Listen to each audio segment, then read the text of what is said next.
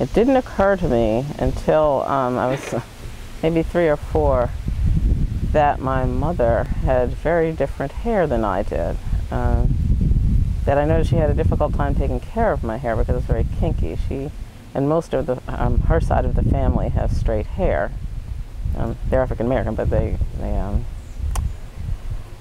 it's very different experience having my hair, what I felt to be tortured by standard combs and brushes. Getting tangles out was always a big deal. She didn't know what to do, but eventually she figured out that I needed to have my hair pressed with a hot comb. And back in that day, I hate to say I'm that old, you put the comb on the stove and heated it up and used grease or some kind of Vaseline-like substance on the hair, and it would sizzle your hair straight. This is extremely painful if they missed and did hit my scalp or neck and caused burns. So you always dreaded it happening, but you always felt good after it was done because your hair felt straight and free, and you always knew that there must have been something wrong with the way your hair was before to have to go through that.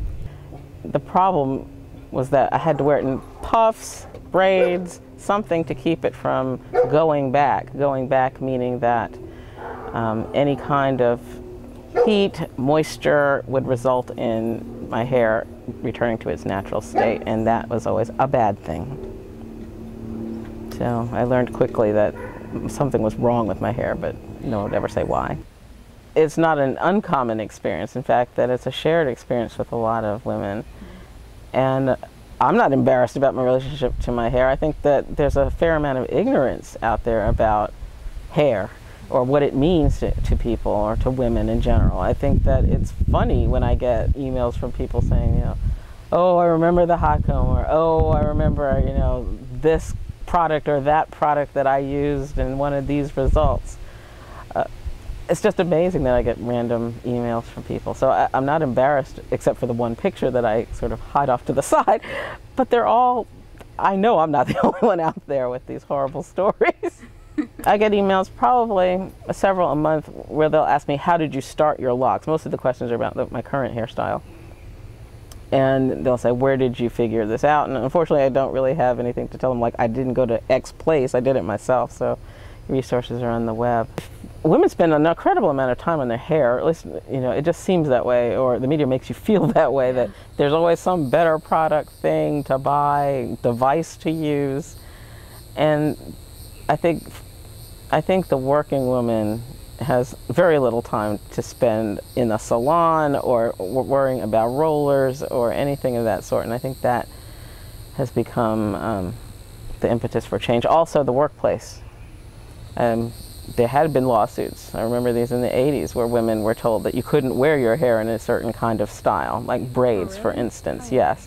And I can't remember the case if it was Hilton or a hotel of a particular brand that said that if you worked at the front desk, you had to have a particular kind of appearance. Well, while you can have a dress code, hair fell under appearance, and that gave them a lawsuit, got them into a lawsuit. So I think there was a lot of hesitation. There's still a lot of workplace prejudice about where it is appropriate or inappropriate. It may not actually call you on it, but I think that there are sort of subtle suggestions that what is a professional appearance supposed to be.